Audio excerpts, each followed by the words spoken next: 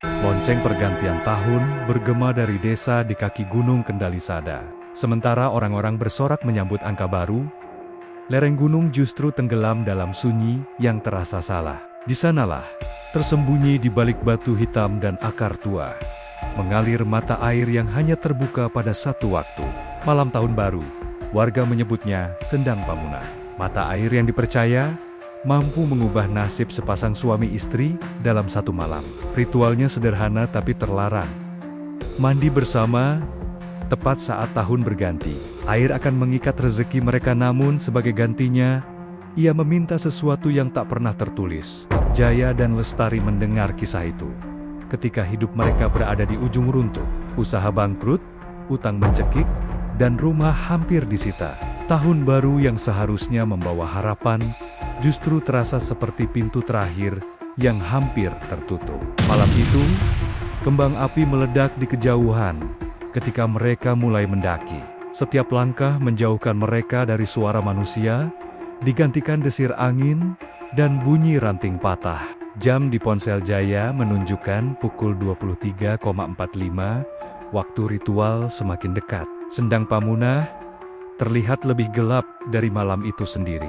Airnya diam, hitam, dan memantulkan cahaya samar seperti mata yang mengintai.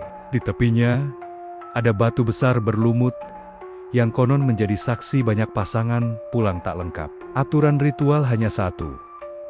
Suami istri harus masuk ke air bersamaan saat detik terakhir tahun lama berakhir, berpegangan tangan, dan menyerahkan niat tanpa suara.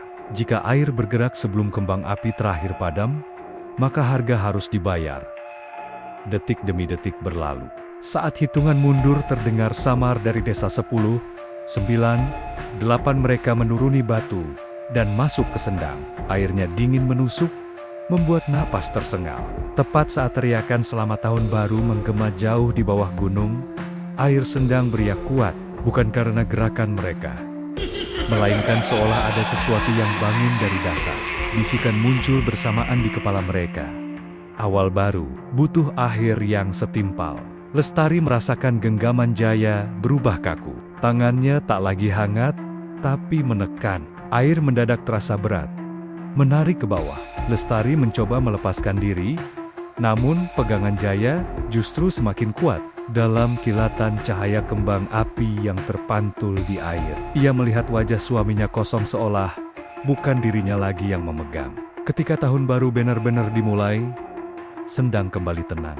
Hanya satu tubuh yang muncul ke permukaan. Jaya terengah, matanya kosong, dan tangannya gemetar, seolah masih menggenggam sesuatu yang tak terlihat. Pagi hari, kabar tentang keberuntungan Jaya menyebar cepat. Hutangnya lunas, uang datang dari arah tak terduga, dan usahanya hidup kembali. Orang-orang menyebutnya berkah tahun baru.